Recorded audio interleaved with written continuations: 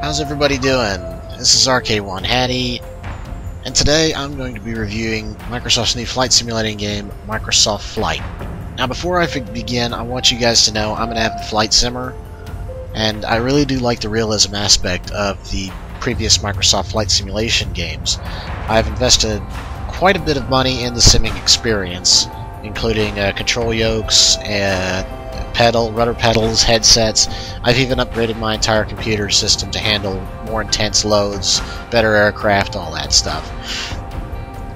But since Microsoft Flight's release was just Microsoft Flight was just released a couple days ago as a freeware. For in the first edition here, you can fly the Big Island of Hawaii, and there are two aircraft you can choose from. Now as we go into the main menu here on the map here, you can see this is the only area we can truly fly in right now. To get the rest of Hawaii, we have to purchase the Hawaiian Adventure Pack, which is through the Games for Windows Live Marketplace. Which brings me to the first pro and first con of Microsoft Flight. The game is freemium. Out of the box, out of the download, however you want to say it, you get the Big Island of Hawaii and two aircraft, the Icon A5, which we're going to go into the hangar here to take a look at them. You get the Icon A5, which is like a car, plane, boat hybrid thing, and then the Boeing PT-17, which is a workhorse biplane, and I've yet to fly this thing yet. There do seem to be some paint schemes you can get for it here. Every aircraft has its own individual paint scheme, but that's all you unlock those through completing challenges and missions and all that, but I'll get to that later. Up here you can easily change how much fuel you can have in your aircraft, the details of the aircraft, all that fun stuff. The other two aircraft that you can buy through the Windows Live Marketplace are the MAL M7 260C and the P-51 Mustang. And again, this goes back to the pros and cons of this game. It uses Games for Windows Live, which is good because you can stay in contact with your friends and you get achievements in the game. But the bad thing about that is you do use Microsoft. It does require Microsoft points to purchase some features in the game, like the Hawaiian Adventure Pack and aircraft that will come later in the game's development process. I mean, honest opinion, this game feels lacking. This is supposed to take up the mantle from the excellent Microsoft Flight Simulator series, the last rendition being Microsoft Flight Simulator X. And I'll admit that that wasn't really my cup of tea. The game, don't get me wrong, was a true flight simulator. Flight Simulator X was a true simulator, but this just doesn't live up to it. It's more of a game. It is truly more of a game. But anyway, that's one of the major cons with this, is that it just doesn't feel like the game should. Anyhow, as far as game modes go, we have go into our hangar. We can check our activities. We have our pilot profile here. This being a game for Windows Live, multiplayer is actually quite easy to get into, unlike previous flight games. And of course, we have what I'm going to do, free flight, and we're just going to go with the Icon A5. So we'll click free flight, and we'll just go straight up flying here. Now again, this being a game from Windows Live, it is more casual, so anyone who wants to approach this and just play around, they can easily do it. But at the same time, Microsoft originally stated that this game was going to be for the more casual flyers as well as its hardcore simming base, but it doesn't feel that way. It really doesn't. Now, well, it looks like it's starting me in the water here, so... Now, controls are somewhat finicky to get used to here. I'm used to using a yoke, but I'm going to be using the Xbox Live controller. Engine is not started, press B. Okay, fair enough. Okay, guess it's started up now. Controls are very basic for the most part, and if anything, it explains it just in that little window you saw there in the left corner. But for those of you who want to use your Xbox 360 controllers, it's quite easy. Controls are very simple. Left thumbstick controls your elevators and ailerons. Right thumbstick is look around. And then you use the triggers for your rudder and ground control. Throttle is the right bumper and left bumper. Right bumper increases throttle, left bumper decreases it. And we say we go ahead and get in the air already here.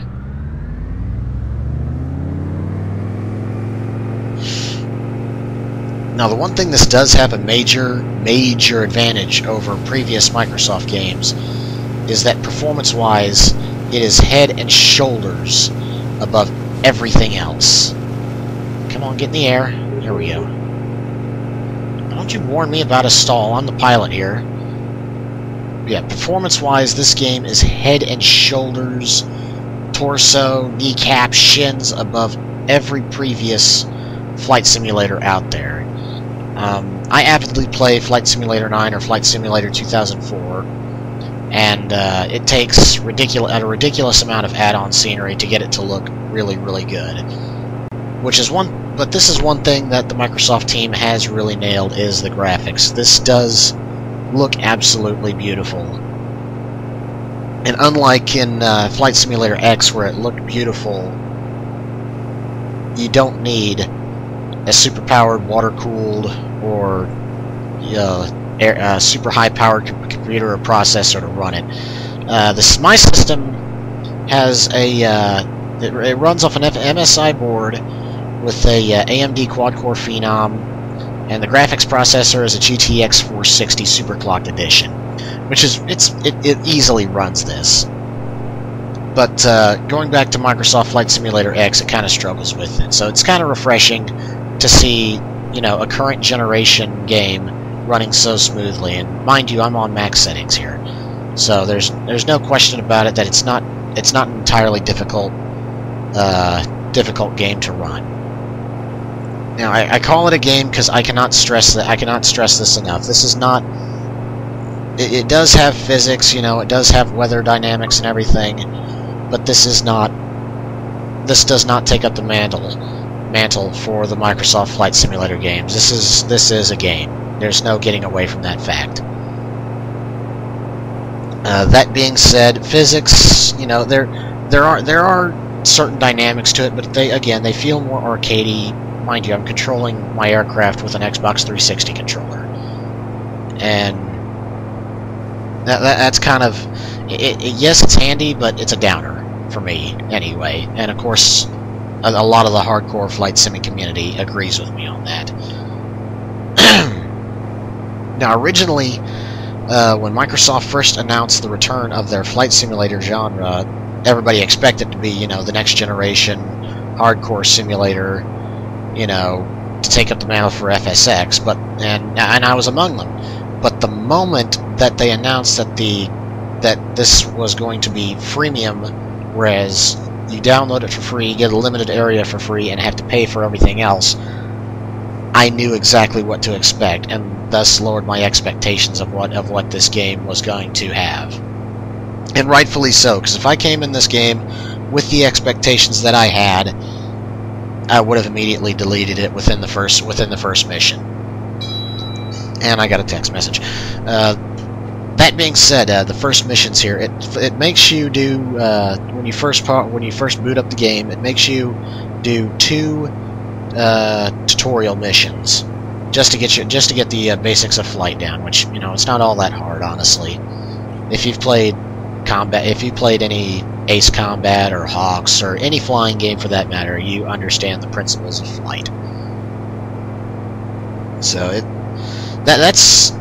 I guess I could call that a pro, because this game is easy to pick up and play. Anybody could do it. But me being the hardcore simmer that I am, it definitely feels like there's a lack of structure.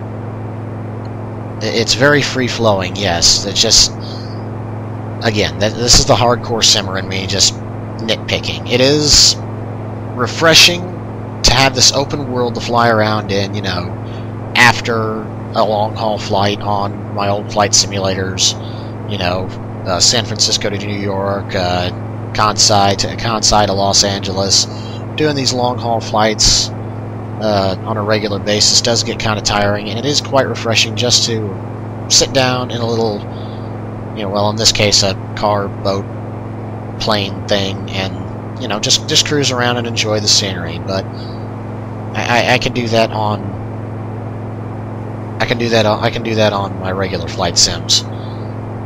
So if I had to critique this game, this is a casual game. This is not something for the hardcore simmer to pick up. If you're looking for something, you know, more realistic and, you know, something more real world, then you're better off looking somewhere else. Either look into Microsoft Flight Simulator X, you know, a used copy of that.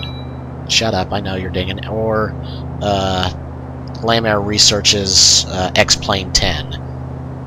Or X-Plane 9 for that matter, because I hear 10 is kind of hit and miss depending on who you are. But I'm somewhat biased against this game, since I did kind of expect what was coming from it. I didn't really I had very high expectations for it when it was first announced. But the moment it was announced as freemium, it was all downhill from there. So, like I said, good game to dink around with, I guess. But as far as using it for as a regular like flight simulator itself, it can't cut it. This is more of get a couple friends and play around. So that's pretty much the gist of my review here. So again, it is free to download. You get the mall and the icon, or not the mall, the Boeing biplane and this icon car boat thing for free, as well as the Big Island of Hawaii. And again, everything else you have to pay for via the via the Games for Windows Live Marketplace. So I guess to sum this up: pros, easy accessible, easy to approach, easy to learn, and of course, you know, the multiplayer aspect, which everybody's been dying for in a flight simulation game. Cons: it's a freemium. That's the biggest one, that you have to pay for content for the rest of the game. It really isn't that much of a true simulator as Microsoft was proclaiming it to be. It's really not keeping true to the hardcore fans, but still, it's refreshing to get away. Oh, shut up! I'm landing, you dumb thing.